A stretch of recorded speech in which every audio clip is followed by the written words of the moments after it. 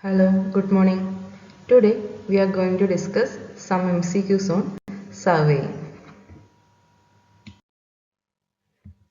The forebearing of line AB is 85 degree. This is line AB and its forebearing is given as 85 degree. And that of line BC is 105 degree. This is line BC and forebearing of that line is 105 degree.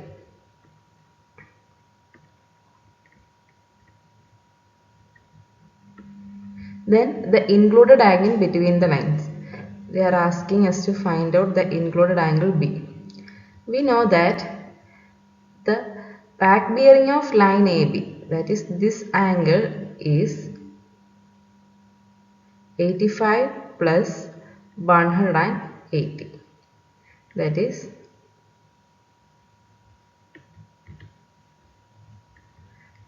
265 degree. And we need this included angle B. So included angle B can be calculated by 265 degree minus 105 degree, that is the forebearing of BC, that is 160 degree. So option D is the answer. Which of the following statements is true for a line AB? Forebearing of line AB and back bearing of AB differ by 180 degree. This is the forebearing of AB and this is the back bearing of AB. These two angles are differ by 180 degree. So option A is correct. Okay. And next is forebearing of AB and back bearing of BA. Back bearing of BA means nothing but this forebearing of AB itself. So they differ by 0 degree, not 180 degree. So option C is also not correct. Option D is also not correct. So our answer is option A. The horizontal angle between true meridian and line is known as. Our answer is option B, azimuth. Here magnetic bearing is there. Magnetic bearing refers to the angle between magnetic meridian and a line. Okay. And forebearing is the true bearing measured in the forward direction of survey. And assumed bearing is an arbitrary assigned bearing used for our convenience. So option B is our answer. The angle made by the lines of force of Earth's magnetic field makes with the surface of Earth is called dip. Option B is the answer. Which of the following methods of contouring is most advantageous in case of a hilly terrain? In case of hilly terrain, the most advantageous method is tachyometric method. It is most advantageous because efficient for steep slopes. Okay, it can be used in case of steep slopes and it reduces the number of instrument settings compared to other methods. Okay, and quick data collection is possible in tachyometric method. Okay, and a tachyometer can cover a very large area with fewer stations. Okay, and it is suitable for angular surveying also. Okay, and it works well in all landscapes where direct level is difficult. Okay, and other methods in listed here like cross section method is also used in hilly terrain, but it is mainly used in case of roads and railways. So our option D is the answer. Sensitiveness of a level tube can be increased by increasing the viscosity of liquid, decreasing the length of tube, increasing the diameter of tube, increasing the roughness of walls. The sensitiveness of a level tube refers to its ability to detect small deviations from the horizontal. It can be increased by increasing the diameter of tube. So option C is the answer. Increasing the diameter of tube, sensitivity is increased. Okay. And again by increasing the radius of curvature of the bubble tube.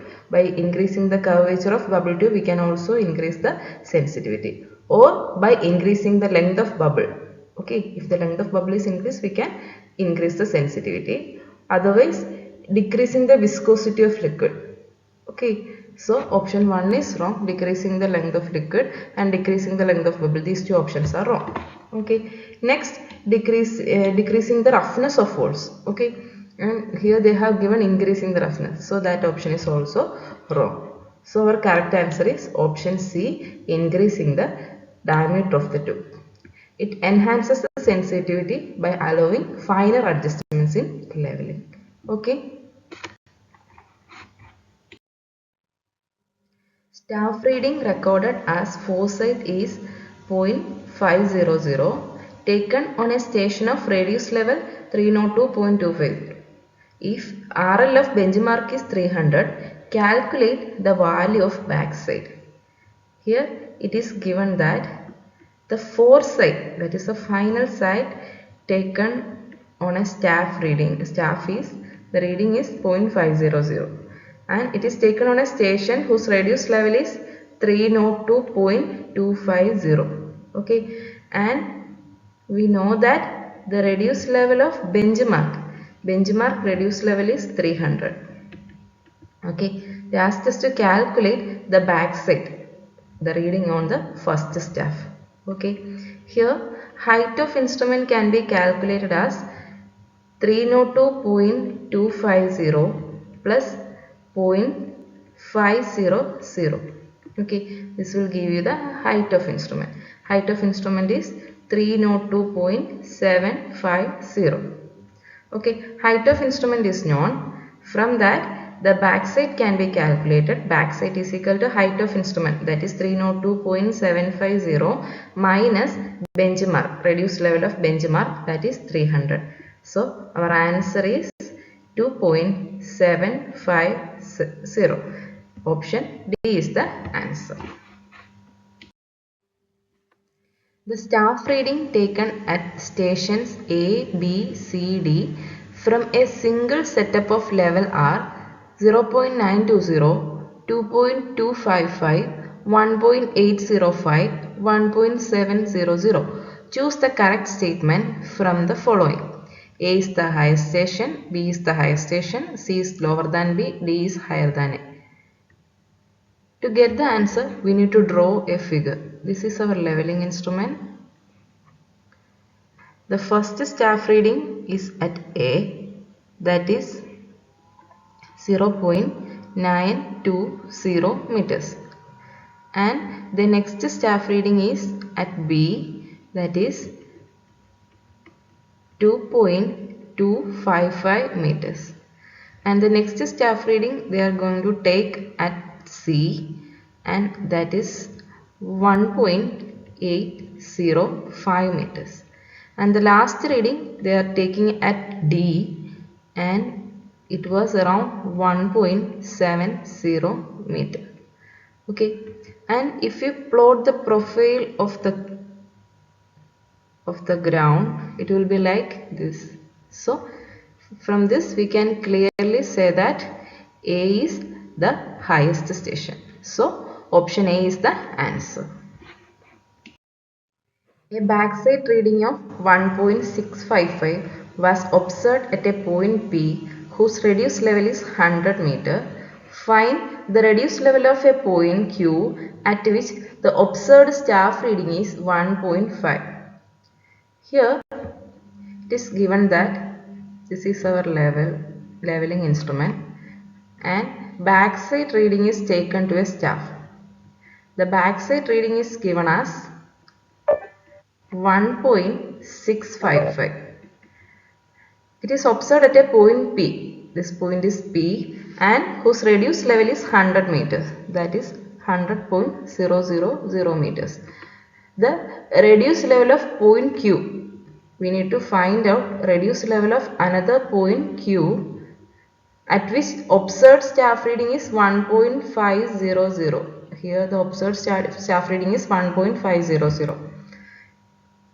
Here the radius level of P is 100 and height of instrument we can calculate. Height of instrument is 100 plus 1.655 that is 101.655 meter. That is our height of instrument.